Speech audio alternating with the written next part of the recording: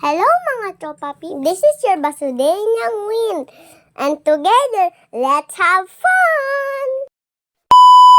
Hello mga tropa peeps, samahan nyo nga pala po kami kasi magluluto kaming samyang. Nag-cravings nga pala po si mami ng samyang. Kaya ayan po ang aming merienda kanina. Kung kami nga pala po ang nagluluto nito, ang gusto po namin ay creamy. Kaya po maglalagay po kami dyan ng Alaska Evaporada. Wag po kayo mag-alala kasi po tinutulungan po ako ni mami at daddy sa pagluto nito. Gusto ko na nga pala po ubusin dyan ng isang buong lata ng gatas. Basudenyang Win, hinay-hinay lang. Gamitin mo pa yan sa sunod na content mo. Pagkatapos nga pala po namin maglagay ng milk ay maglalagay din po kaming cheese. At syempre habang naluluto natin yung ating samyang ay magpe-prepare na ako ng butter bread. Lalagyan nga pala po namin yan ng butter at sugar. Nagpatulong nga pala po ako dyan kay mami para mabilis ako magtapos. Sa totoo lang mga tropa pips na second time ko na yan kainin. Dati hindi ko alam na pwede pala maglagay ng butter at sugar sa bread. Naikwento nga pala sa akin nila mami at daddy na star margarine ang dati nilang nilalagay. May kanta din po sila noon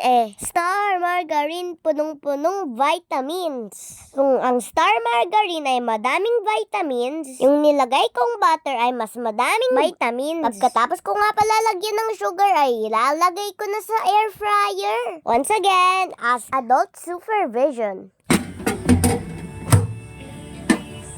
Kaya po ilalagay na natin sila sa air fryer. Niluto ko nga pala po yung bread in 6 minutes. After 3 minutes, gusto ko na nga po tingnan kung ano nang nangyari dun sa loob ng air fryer. Nung matapos na nga pala po yung oras ay ayan na, we have buttered bread.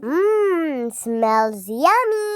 Di mo na pala kailangan bilhin. Pwede nang gawin sa loob ng bahay. Sabi nga ni mami, kung walang air fryer, pwede daw to sa kawali. Nakita nyo naman ang Basudenyang Win nyo. Nagmukbang na naman. Abay, approve daw sa kanya ang ginawa niyang buttered bread. At eto na, ready na ang ating samyang. Alam nyo ba mga tropa pips, nagkakain akong samyang, lalo na kapag may seaweed. Favorite ko yan mga tropa pips. Samyang with seaweed. Minsan nga mga tropa pips, kapag ulam namin ng egg at may seaweed, solved na. Parang masarap magmukbang mga tropa pips. Ano kaya ang masarap na imukbang? Siguro pag nagkain akong madami, mataba ako. Sabi nga pala nung doktor na nag-check up sa akin nung nakaraan, dapat daw dumagdag ang timbang ko. Dapat daw maging 25 kilos na ako mga tropa pips. 20 kilos pa lang ako mga tropa pips. Tulungan niyo ako.